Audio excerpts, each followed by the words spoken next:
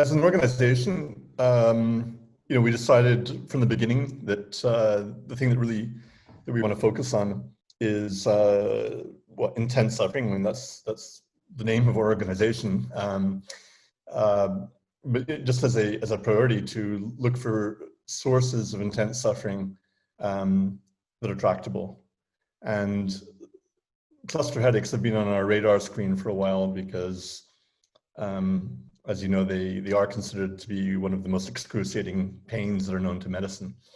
Anything that can prevent attacks from happening would be considered a holy grail by cluster headache patients. Nobody wants to get to the point where they're having to abort an attack. And that's actually what makes substances like psilocybin so incredibly valuable, because if you look at the pharmaceuticals that are currently available, there aren't any that can really consistently prevent attacks from happening. I mean, there are preventatives. There's one well-known one called verapamil, and it seems to be effective in a certain percentage of patients, but in preventing attacks, but it doesn't seem to be very good at preventing entire cycles. So, people will take it and they'll get fewer attacks than they might have otherwise when it works, and for others it doesn't work. But it doesn't have a reputation for, getting people to just stop their cycles entirely. Whereas psilocybin and LSD as well have been found by many patients to, really have dramatic effects. I mean, they'll take a couple of doses and then they won't have a cycle at all. Or they may be chronic patients who've been having attacks every day for months and months and years, and then they'll finally try psilocybin containing mushrooms or LSD. Again, there's more evidence for mushrooms, and they'll find that their attacks stop.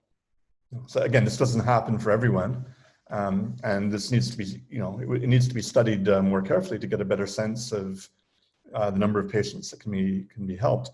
But there have been surveys done. And of course, there's always selection bias. Maybe the people that are responding to these surveys are people that haven't responded to other drugs. So, there's always a certain amount of uncertainty about just how many people are being helped. But the fact that people are actually able to entirely prevent cluster headache cycles altogether with psilocybin is, essentially incontrovertible.